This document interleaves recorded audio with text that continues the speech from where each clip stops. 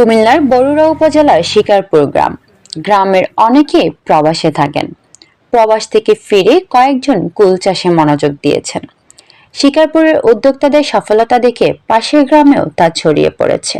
তাই সড়ক থেকে হাঁটা পথে পূর্ব দিকে ফসলের মাঠ, যেই মাঠে ধান চাষ হতো সেই মাঠ এখন কুলের দখলে। গাছের ঢালে ঢালে ঝুলছে রঙিন কুল। কুলের ভারে যেন ঢাল ভেঙে পড়ছে। সেগুলো হচ্ছে বল সুন্দরী, বাড়ি সুন্দরী ও কাশ্মীরি কুল। কুল তোলায় ব্যস্ত উদ্যোক্তারা।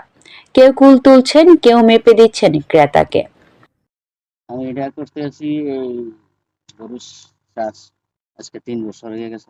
এই জায়গাটা 1600 টাকা সুযোগে আলহামদুলিল্লাহ এবার খরচ হয়েছে 50, পয়সা প্রায় 2 লাখ, লাখ বানাইছি ইনশাল্লাহ, 2 লাখের উপর। গ্রামের সুরজ মিয়া দীর্ঘদিন প্রবাসী ছিলেন। বয়স বাড়ায় তিনি দেশে ফিরে আসেন, 2 ছেলেকে বিদেশ পাঠান। বাড়িতে অলস বসে থাকতে ইচ্ছা হচ্ছে না, কিছু একটা করতে চান। মোবাইল ফোনে ইউটিউব ঘেটে দেখেন কুল চাষ। তিনি স্থানীয় উপসহকারী কৃষি কর্মকর্তার সাথে পরামর্শ করেন। পরামর্শ পেয়ে কুল চাষ শুরু করেন। চারা লাগানোর 6 মাসের মাথায় সফলতার মুখ দেখেন। তার দেখা দেখি পাশের সিদ্দিকুর রহমান ও রবিজউদ্দিন সহ অন্যান্য কৃষকরাও কুল চাষ শুরু করেন। চাষিদের অধিকাংশই প্রবাসী।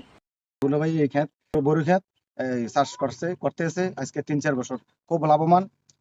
30-32 শতক জায়গা, 4-5 লক্ষ টাকা বিক্রি হয়। অন্যান্য ফসলের থেকে বড়িটা খুবই সুন্দর হয়, বিক্রি করতেও খুব ভালো। আর এটা হলো ফরমালিন মুক্ত। বিদেশ ফেরত লোকরা প্রথমে এই এলাকাতে একজন কৃষক, উনি বাগানটা 16 শতক জায়গাতে বাগান শুরু করেন। পরক্ষণে যখন আমরা জানতে পারি, আমরা ওনাকে নিয়মিত পরামর্শ দেই।